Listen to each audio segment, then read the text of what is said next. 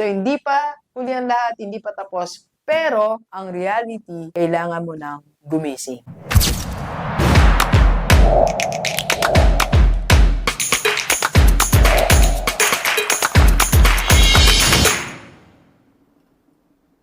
"50 and still not done." Yes, hindi pa tapos ang laban ng mga 50 years old. Alright?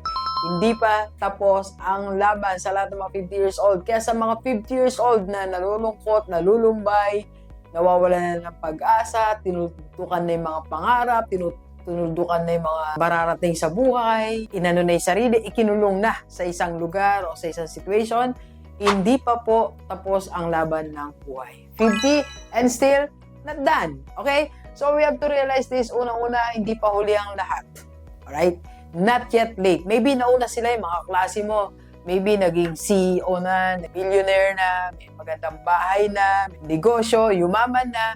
Yes, nauna sila. Pero ikaw, kaya pa. Hindi pa tayo huli. Alright? Hindi pa tapos. And, yun nga, hindi pa tayo tapos.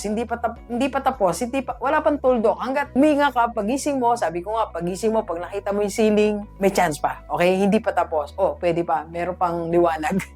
Meron pa tayong liwanag na natatanaw.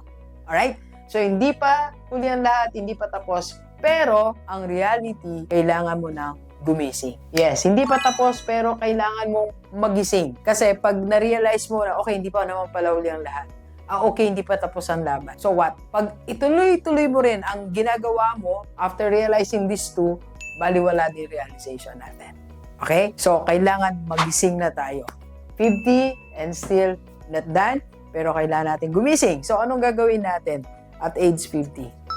Ano ba dapat natin gawin, Doc? So, at 50 po, hindi pa nga huli, hindi pa tapos ang laban, and maybe also, you don't need new income eh. Maybe Maybe. Ang kailangan mo lang, system. Minsan maganda naman yung kita natin at age 50. 50 na nga tayo, di ba? Maybe na-promote ka na, di ba? Or meron ka ng dalawang source of income o meron ka na minamanage na negosyo.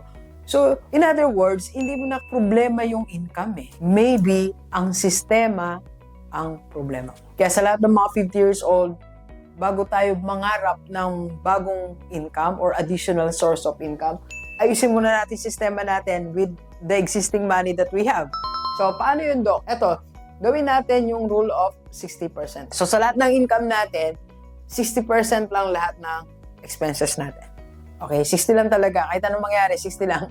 Kaya pag gumagastos ka, pag kuha mo ng salary mo, o pag tinignan mo yung net income mo, sabi mo sa sarili mo, 60 lang. 60% lang ang dapat magastos dito. Dok, anong gagawin natin sa 40? Of course, tithes natin, 10%.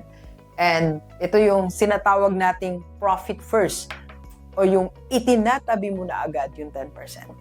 So, nag-tithes ka, pero meron kang 10% na nakatabi pa. Ang tawag doon, profit first. And of course, meron tayong 10% na health fund. Pag 50 years old tayo, wala tayong healthcare, by the way, mag-healthcare ka na. Isama mo dito sa health fund mo. Okay? So, yung health fund po, for me, iba yung health fund sa healthcare. Si healthcare, ito, like ako, may Kaiser. By the way, sa wala pang Kaiser, Kaiser 3-in-1 po yan, may healthcare, life protection, investment. So, PM lang kayo sa personal FB ni Doc, yan po ang personal FB.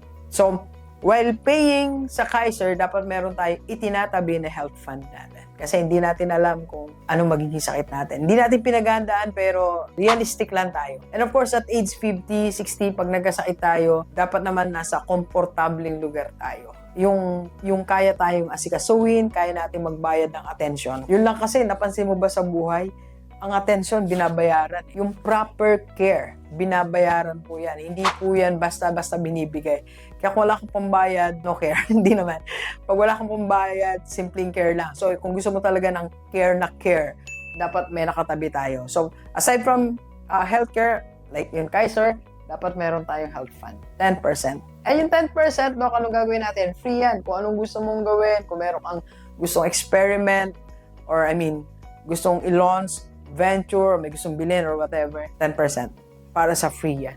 Okay? Freedom. So, rule of 60%, 60% lang dapat nating gastusin. Again, sa lahat ng mga 50 years old, hindi pa huli ang laban, hindi pa tapos, pero kailangan mong gumising at hindi income ang problema, sistema. Kaya baguhin ang sistema. And we can help you po sa ating community. IMG Rockstar. You can join our community. Pwede ka po magpunta dito sa Makati or pwede ka pong tumawag. May mga free webinar kami. PM lang sa personal FB ko. Yan po ang aking personal FB. Let's go.